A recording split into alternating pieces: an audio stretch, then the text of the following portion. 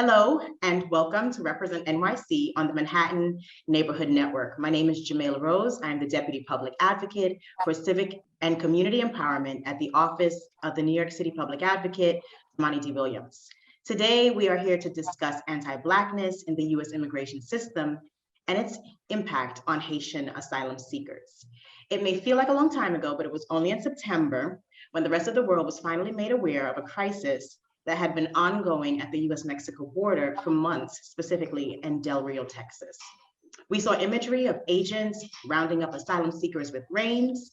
We saw fathers carrying infants on their shoulders across waist-high bodies of water and pregnant women in squalid conditions. It was triggering for all of us to see and reminiscent of some of the worst times in American history. So now here we are, it's 2022. And just because the hype has died down and the news cycle has changed, it doesn't mean that we get to take our eyes off of the humans and our advocacy off of the policy that's at the center of this crisis. So we have with us today very special panelists, experts who are in the field. We have Stephanie Delia, who is with Haitian Americans Lawyers Association.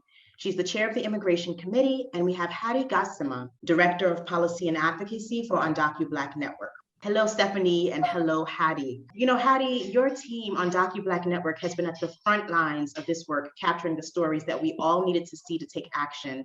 How does anti-Blackness show up in our immigration policies and the overall system, and how does it impact Black asylum seekers? Well, thank you so much again, Xamayla, for having me here and inviting the UndocuBlack Network on this very important conversation. UndocuBlack is a network of currently and formerly undocumented Black immigrants. And what I would say to that question is really that we have to zoom out into the very history of this country as a whole, not just necessarily the immigration system. And when we talk about it, from the very inception of all systems of enforcement and policing of this country, they are derivatives of slave patrols, which were actually white vigilante groups who were deputized to hunt Black formerly enslaved people and bring them back to slavery. And so with that knowledge in mind, we understand then that whether it's CBP or ICE, they're derived from a history of anti-Blackness. And so that continues to show up in the current policies that are at hand. We know that Black immigrants, when they are detained, they are statistically detained for much longer periods of time than their non-Black counterparts. We know that when we talk about family detention in particular, Haitian families make up about 40, I think higher than 40% of the currently detained Haitian migrants make up over 40% of the families who are currently detained. When we talk about bond amounts, Black migrants are by and large charged higher bond amounts to be released from immigration detention than their non-Black counterparts. So any way you look at it, you know that white supremacy is endemic in this immigration system, and that anti-Blackness just, roams free at all levels of the system. And there's no way to begin to tackle it or talk about reform or change or even abolishing it altogether without first naming the elephant in the room, which is this inherent anti-Blackness that exists within the system. That is actually a very good synopsis of what we're experiencing. And Stephanie, since you're here, did you want to have any to comment on any of this?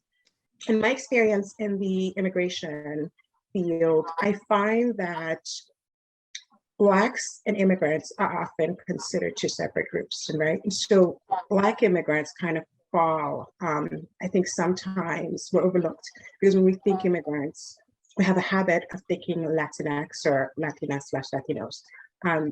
It's rare that we think of Black immigrants as a specific group. And I do think the experience for Black immigrants is slightly different, specifically because the very first contact with law enforcement officials were just Black. And so we're experiencing the Black experience. Once we're in the system, we're immigrants, and as undocumented individuals, there are additional layers of issues that we confront. And so to Haddy's comment, Yes, we're experiencing all of that, but being both Black and undocumented, it's sometimes overlooked that we come off as just Black, right? Law enforcement officers don't realize this is an immigrant, so let's treat them different. They treat us like they do all other Black people. Because of the work that I do here in New York City, and also my team, Fabiola and many others, our policy team at the Public Advocate's Office, we've been deeply entrenched in much of the immigrant justice work here in New York City, just to make sure that our systems are equitable and that, we're giving people legal representation, that, we're allowing people to get driver's license if they're undocumented, and so many other different types of policies that the Public Advocate has advocated for, including New York for All, and so much more that I'm, of course, blanking on at this very second.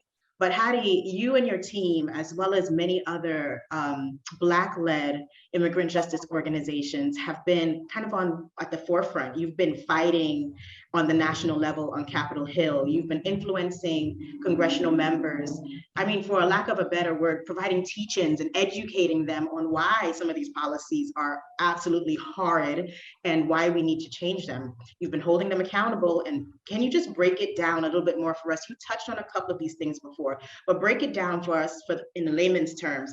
What does it actually mean? Give us the meat, give us the nuance of racism and anti-Blackness in the immigration system. You spoke about bail, you spoke about a couple of other things, but break that down for us now. As we're focusing on Black migrants and particularly the plight of Haitian asylum seekers at the southern border, I think one specific policy that absolutely has white supremacist anti-Black roots that I can focus on is Title 42, which is actually a CDC rule or law that is housed under Title 42 of the US Code. And what this law, which was the brainchild of known white supremacist Stephen Miller under the Trump administration, what this law does is prevent anyone who is who was attempting to enter the US either from our border that we share with Canada or our southern border between Mexico and the US. It allows the US to immediately deport them without first allowing them to actually seek asylum, which on international human rights law basis is absolutely illegal. You cannot, under international law, send someone back who is seeking refuge back to a place of danger without first letting them at the very least file their asylum claim and go through that judicial process. So first and foremost, the policy itself is derived from a known white supremacist. Secondly, the policy is completely going against international law that the US is beholden to by treaties that they've signed and so on and so forth. What we've seen happen with Title 42 is that the excuse of the COVID-19 pandemic has been weaponized against many Black asylum seekers, and most notably Haitians. As far as, I think at the very early 2021, we started seeing these continuous deportation, or as they like to call them, expulsion flights to Haiti. What I think is incredibly jarring is actually the populations that are on, and the demographics of people that are on these flights are mostly pregnant women and babies who are oftentimes younger than 1 year old, and other vulnerable populations. We are now at several thousands of Haitian asylum seekers who have been expelled back to Haiti under this cruel policy.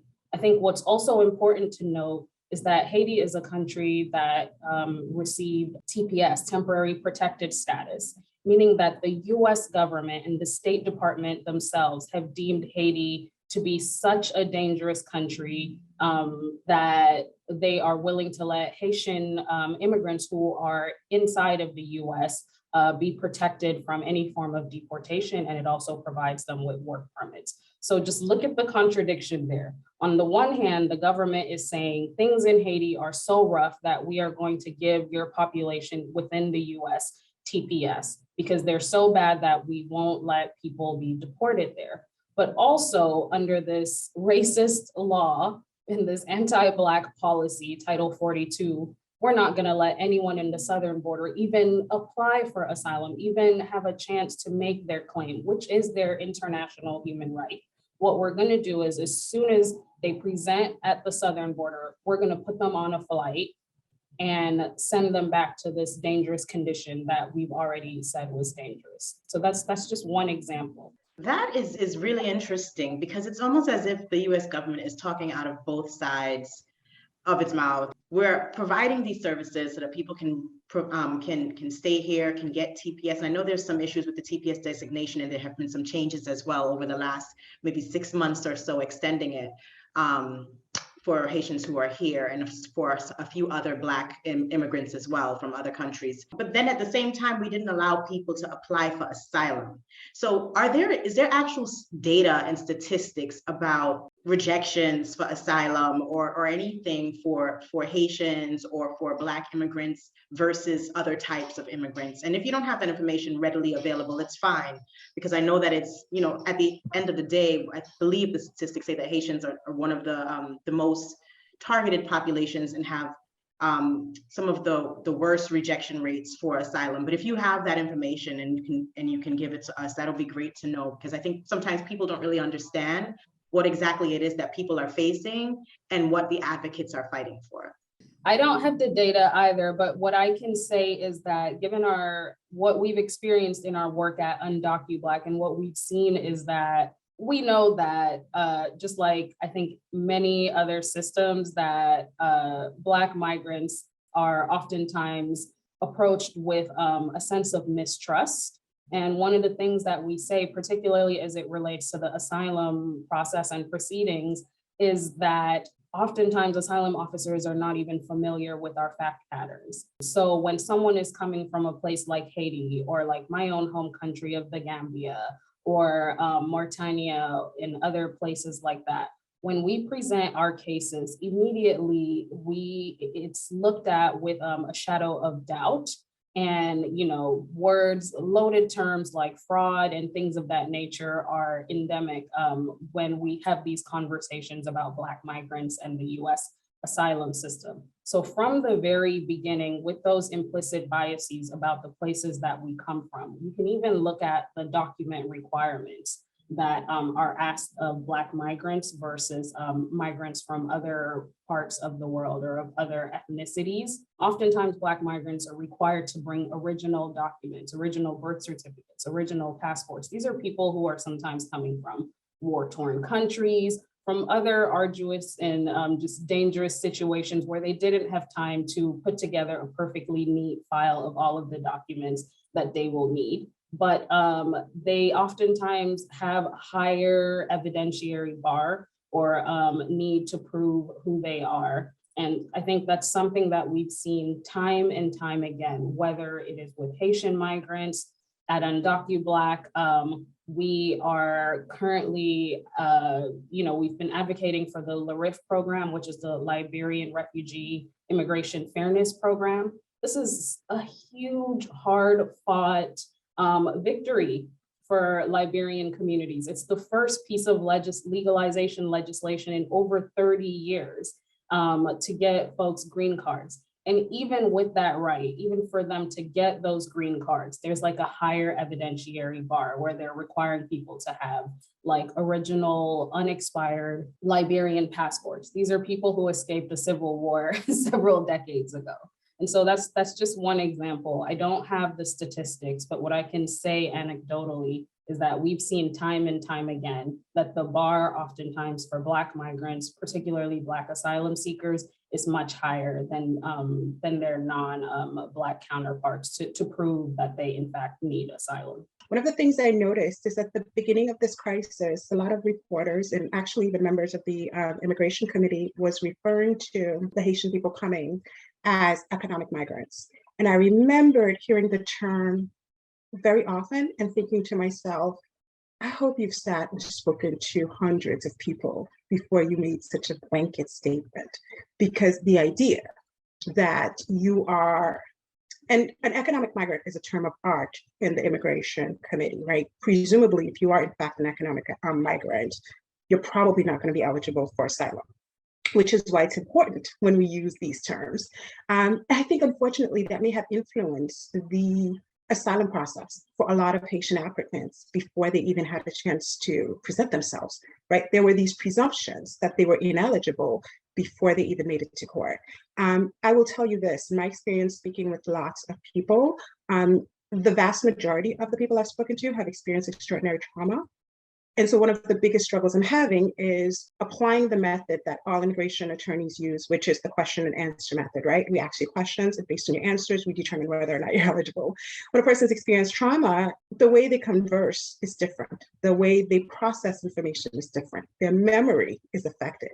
So there's all these underlying factors that the idea that I ask you 5 questions in 5 minutes and assess whether or not you're eligible for a benefit that will change not just your life, but your whole family's life, is something that I'm struggling with. So just to Haddy's point about all of the layers that affect specifically Black migrants, and in this conversation, Haitian migrants, I think, just from a personal level, one, they're being affected by all these policies, but then on the personal level, right? One, a lot of the people speaking to them that are interviewing them don't speak Haitian Creole as a native language. So there's the language barrier. And I'm sure Haddy's experience with Gambians is probably similar, that the phone line translator is not the same as native speakers.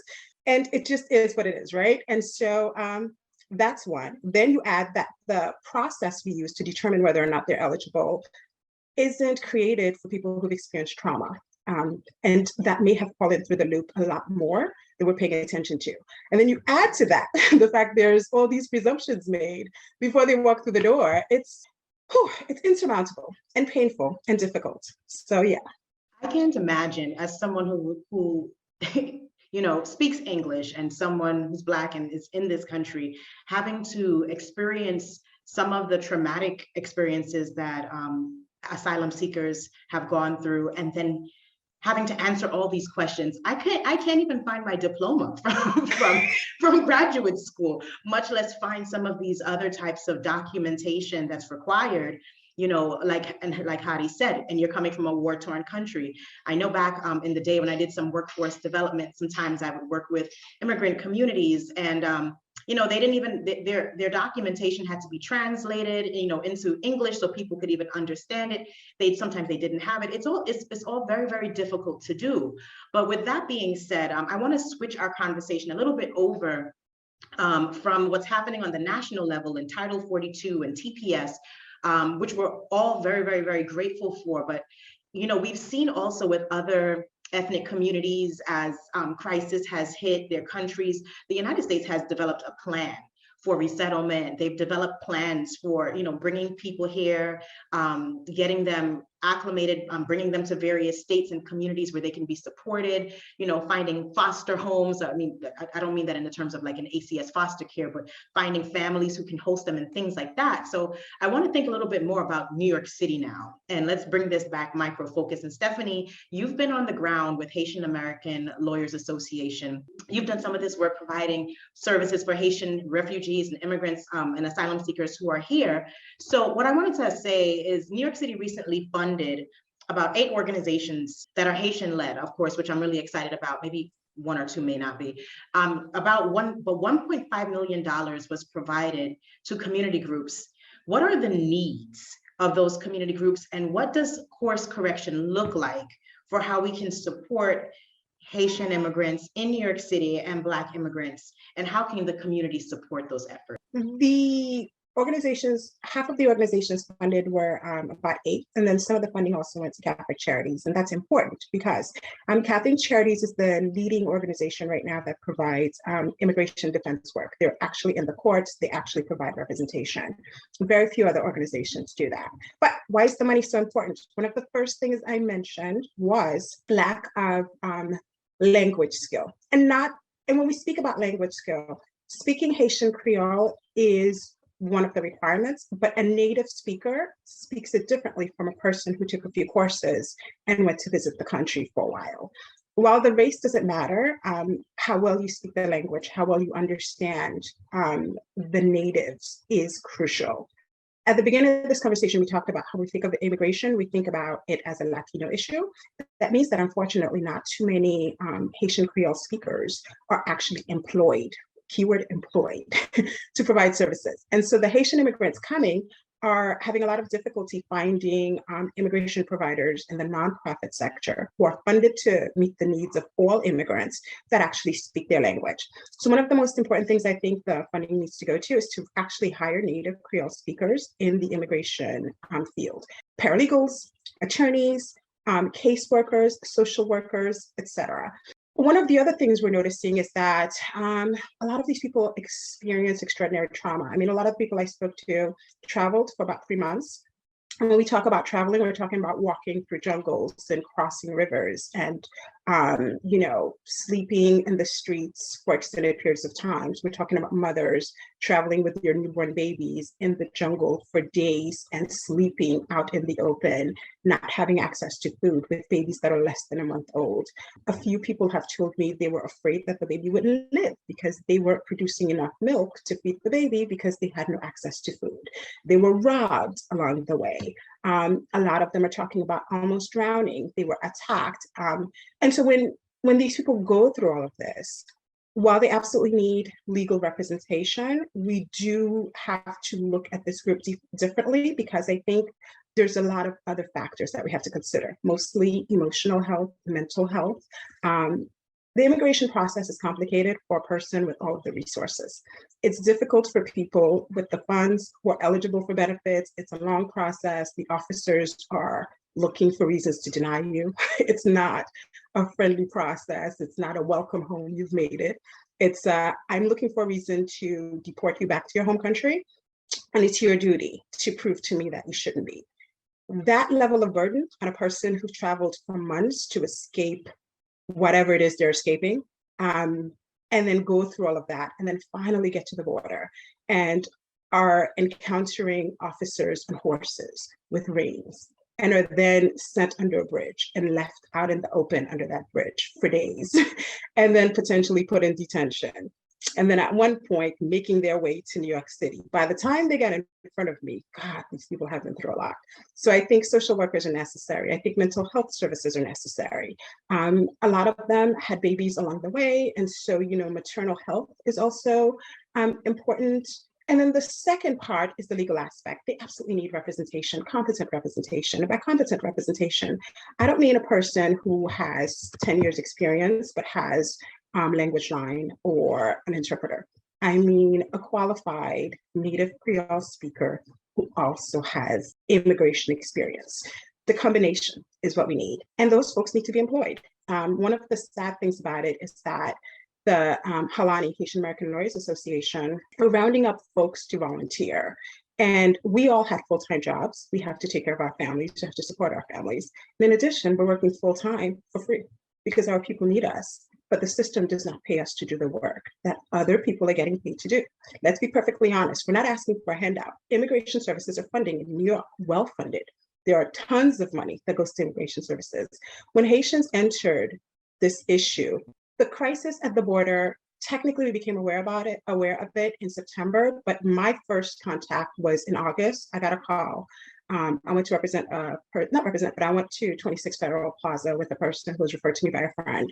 And this was probably early August. And I showed up and there was a line around the hallway, both rooms on the 5th floor, which anyone who practices immigration knows that's where most ICE check-ins, and that's where your first contact with 26 Federal Plaza happens. And I walked in and I remembered being there at about 9 a.m. I had an appointment at 3. At 2 o'clock, I went to talk to the officer. And of course, I'm baffled. I'm like, what is happening? What's going on? 1, there's a bunch of Black people. 2, both rooms are filled. The line's around the corner. I've never been here for more than an hour. What am I missing? Officers are completely confused. They're like, we don't know. They just never stop coming. And so I'm like, well, what are we doing? And they're like, we don't know. They just won't stop coming. This is in August. By the time we see the videos in September, what I know for sure is for at least a month, the group of people were already coming, right? One, the organizations who provide nonprofit immigration services are aware of these folks when they come in because they're in the courts every day. But in addition to that, about May of 2021, it was announced that Haitians were going to get TPS. So in September and October, when there's a large amount of undocumented Haitians coming, and we're being told there's no one available to provide services, my first thought is, at a very minimum, you knew TPS was coming. You knew that in May. What's up? Like, why would you have hired Creole-speaking immigration providers back then if all you thought you were preparing for was TPS? There was enough then. And so I think it brought to light how overlooked the Haitian community was specifically, right? Immigration is provided, gets funding, but the Haitian community wasn't included. So when we talk about this 1.5 million, we do have to keep in mind that the reason it needed to be provided was because the services that existed were actually excluding us, right? Creole speakers were not included in the group of immigration providers that existed. The funding was used to hire other people. And in order to provide services to Creole-speaking immigrants, we needed to have Creole-speaking immigration service providers. And so I think I wanted to clarify that the need is because there wasn't enough people to help us, right? Immigration had always been funded, but for some weird reason, Haitians weren't included in the group that needed to be considered. So yeah, so I think we need representation that speaks Creole, but in addition to all the things I said. Stephanie, thank you for giving us a good snapshot of what's actually happening here in New York City. And I know that our office, the Public Advocate's Office, has also been in communication with the Mayor's Office of Immigrant Affairs, speaking specifically about the shortage of Creole-speaking attorneys in this space. And it's going to take support from everyone. We're going to need funding, yes, to pay for those services. We also need more of the Haitian attorneys in this space to be connected to the existing funding sources as well. And that is something that our office has kept its eye on the entire time, knowing that what happened in Del Rio, Texas was not just an overnight situation. It's something that has been happening for months. And so we really do need a plan of action for how the federal government is going to deal with this, the policies that need to be changed, the state, what's our strategy for helping these people resettle when they come, and also in New York City, how are we providing supportive services for the Haitian community? So thank you both. Thank you, Haddy. Thank you, Stephanie, for coming with us. I think I'd be remiss if I did not, first of all, just take some time to give condolences to the victims of the Bronx fire. Once again, we're seeing where tragedy has struck in a Black immigrant community, specifically West Africans, people from the Gambia. And right now our city is responding to that crisis. And so we send condolences to the family and friends. The loss of life is just incredible and very sad. And with that said, I thank both of you for coming on today on Represent NYC on the Manhattan Neighborhood Network. And we want to make sure that even though the news cycle has changed, that we keep our eyes and our advocacy on Black immigrants coming into the United States and how we treat them once they arrive in New York City. So thank you so much for joining us. And this may be our first conversation, but this will not be the last.